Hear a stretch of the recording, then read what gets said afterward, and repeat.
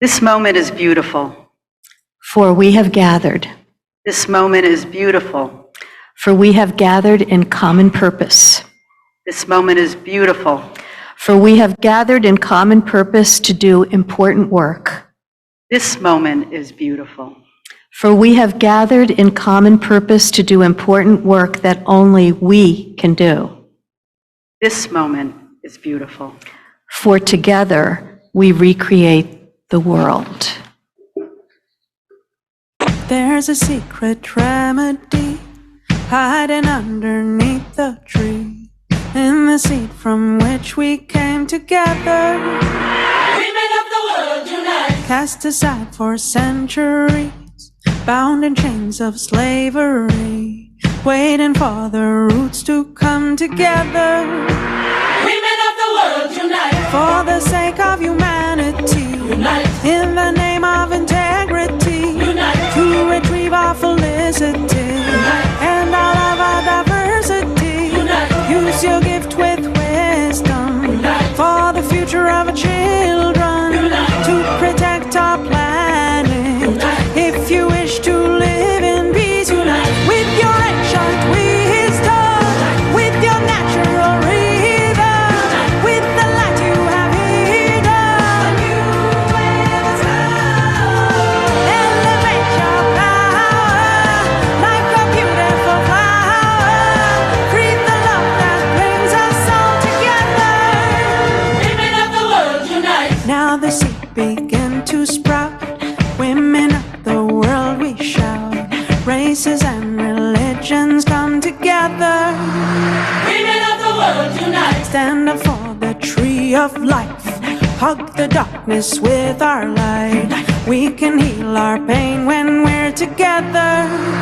Women of the world unite. Calling all our sisters and magnificent brothers, each and every mother and courageous daughter. In the darkest hours, liberate your powers. Give a voice to sanity. Celebrate humanity. Unite with our ancient wisdom, with our natural rhythm, with the life we have given. Elevate your power like a beautiful flower. Breathe the love that brings us all together. Women of the world unite. Hey ya, hey ya, hey ya, ho. Hey ya, hey ya, hey ya, hey ya, hey ya, hey ya, hey ya, ho. Hey ya, hey ya, hey ya, hey ya. With the flowers, with the leaves, with the spiders, the birds and the bees, with the mountains, with the sea, with the valleys, the roots of the trees, with our passion, with our wounds, with the sun and the earth and the moon, with the living, with the dead, with the stars, with the mother of our mothers who gave birth to it all. From her soul, from her body, from her blood, from the depth of the pain to infinity has a key that brings us to the garden of our ancient wisdom and our natural rhythm. With the light you have hidden, elevate your power like a beautiful flower. Breathe the love that brings us all together. With our ancient wisdom and our natural rhythm, with the light we have given. Elevate your power like a beautiful flower. Breathe the love that brings us all together. Hey ya, hey ya, hey ya, hey ya, hey ya, hey ya, hey ya.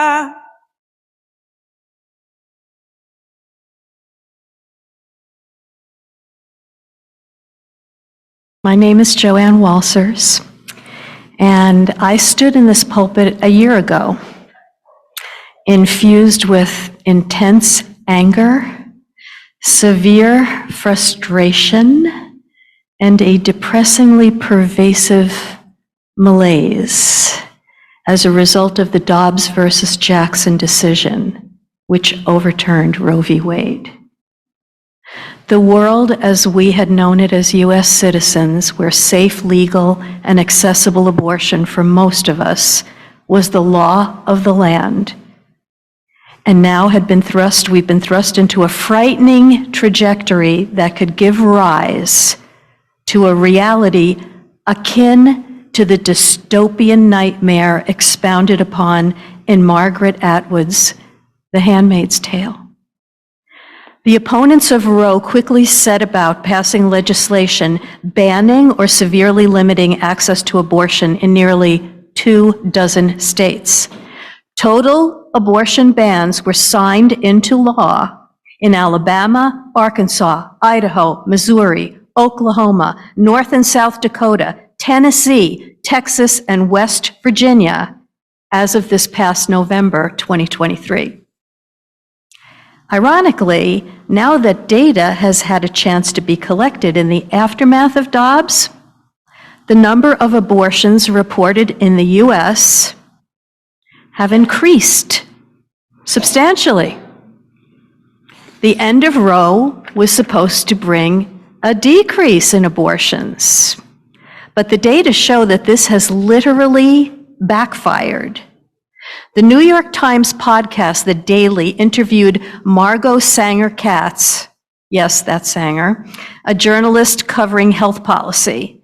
Referencing this data collected over the last year, she explains that U.S. abortion providers reported a significant increase in abortion in states where it is actually still legal. This is because people are traveling to these states from states with restrictions or outright bans. Also, new rules put in place by the Biden administration are allowing telemed visits and mailed abortion pills, extra legal protection for the doctors prescribing to states where abortion is illegal, and allowing other providers such as nurse practitioners to oversee abortion care as well.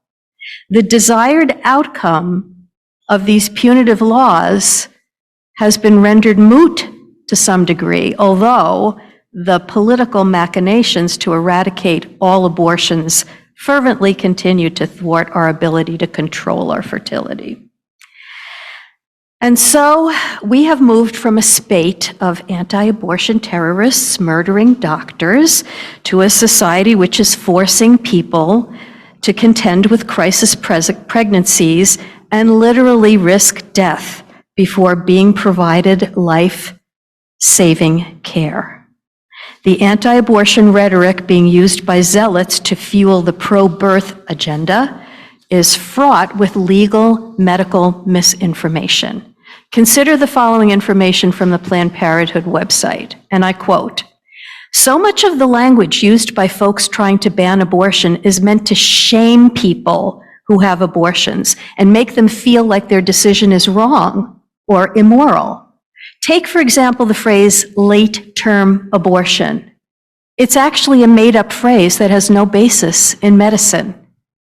It's pure anti-abortion propaganda intended to confuse people about when abortion happens.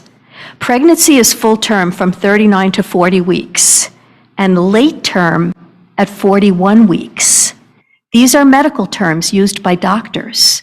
But anti-abortion rights activists use late-term abortion to describe abortions that happen at 15 or 20 weeks, or even earlier, deliberately equating an abortion halfway through pregnancy with a pregnancy ready for delivery.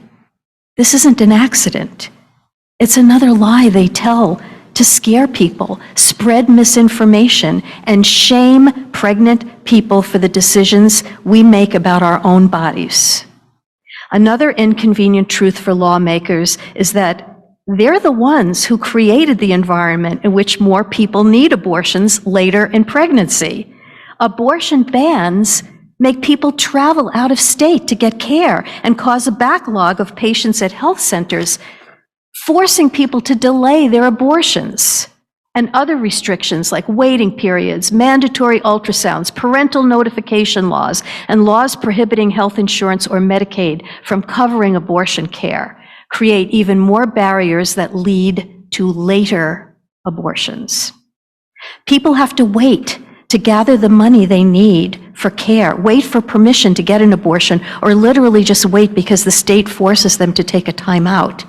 One of the many reasons abortion needs to be legal at 15 and 20 weeks is specifically because abortion laws force people to wait longer than they want to for care.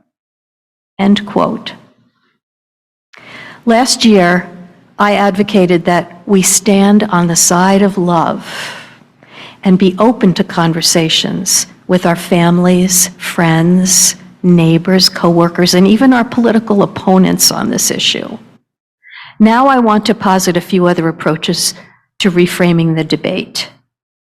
The Reverend Rebecca Todd Peters wrote an incredibly valuable book, which is titled Trust Women, a Progressive Christian Argument for Reproductive Justice. She describes what she calls the justification frame, that pregnant people have to give reasons that are justifiable to others. This demands that the discussion then begins from the perspective that abortion is morally wrong. But you can't have a conversation that doesn't include everyone's opinions. This puts the focus only on abortion and not on all the issues involved with reproductive justice, maternal health care, poverty, resources needed for caring for existing children, and especially for bodily autonomy. She states, the justification framework has shaped a cultural atmosphere when the public tacitly accepts the idea of pregnancy as punishment for assumed immoral or irresponsible behavior. Now, let's stop and think about that for a moment, because that idea is quite remarkable. Pregnancy as punishment. Having a child as punishment. She goes on to say, but in an atmosphere that accepts the idea of pregnancy itself as punishment for women's sexual activity, it's a short step to allowing, even encouraging, the adoption of public policies that police, control, and punish women for their sexual activity and their reproductive decisions. And lastly, I want to get you thinking about the binary framing that we default to in this debate. I quote a Roman Catholic nun, Sister Joan Chittister. Quote, I do not believe that just because you're opposed to abortion, that makes you pro-life. In fact, I think in many cases, your morality is deeply lacking if all you want is a child born, not a child fed, not a child educated, not a child housed. And why would I think that you don't? Because you don't want any money to go there. That's not pro-life. That's pro-birth. We need a much broader conversation on what the morality of pro-life is. It's possible that some of us might say, I'm neither pro-choice nor pro-life. I'm pro whatever the situation is. A popular bumper sticker urges, choose life. I'd like to think that this statement, choose life, embodies our commitment as moral beings in support of reproductive justice and freedom for all.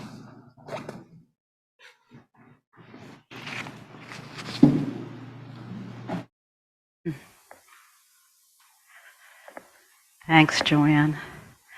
So I'd like to present a little progress report in terms of things that are happening closer to home here in Pennsylvania. Good news is abortion care is still legal here in Pennsylvania. And we have a clinic here in York. We have Planned Parenthood that provides abortion care 2 days a week. What they are in need of right now are escorts, because Our center here in York has probably, I was told, the highest number of protesters that will routinely come outside the clinics there every week. So we are hoping to do a training here to assist them at Planned Parenthood. Also want to share that in the Commonwealth there are at least 14 bills in the House and 7 bills in the Senate that the UU Justice PA, Reproductive Justice Team, is tracking and promoting. And I have good news. 2 of the bills have recently passed: House Bill 900, which is the Dignity for Incarcerated Women, and House Bill 1362, which is Fighting Maternal Morbidity and Mortality, which is essentially a bill on data collection for those areas. There are 3 bills in which we do not vote for. One is the Heartbeat Bill, Pain Relief to Unborn, and the Final Disposition of Fetal Remains Acts. And we are working to vote against those as they come up. I am happy to report that we are steadily making headway in Harrisburg. And Reverend Joan Sabatino, who serves as our lobbyist, is easily recognized now with her yellow stole, walking the halls up in Harrisburg.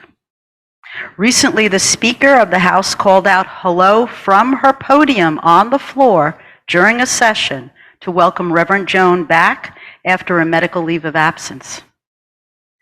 Deb Haverton, who's our reproductive chair, states that for a small denomination, we are hitting way above our weight. Our postcards, coordinated advocacy days also gain recognition for Unitarian Universalists. Reverend Joan has recently been invited to sit on the Pennsylvania Women's Health Caucus, and the UU Justice's administrative support, the website including instrumental internet capabilities, the e-blast, the action alerts, have contributed to a broader reach throughout Pennsylvania. We now have 43 names on our reproductive justice email list, with a growing number of individuals attending our monthly meetings.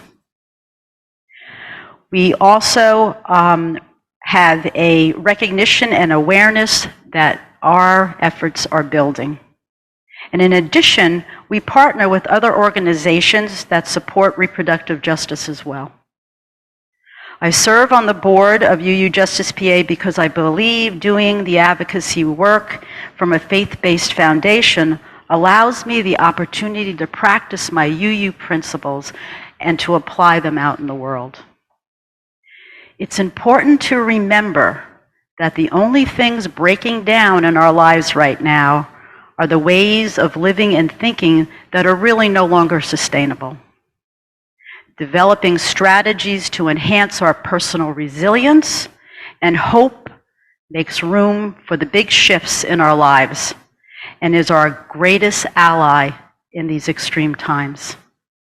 I believe we need to discover how much we've outgrown our boundaries, our limitations, and potentials we have been led to accept for ourselves in the past.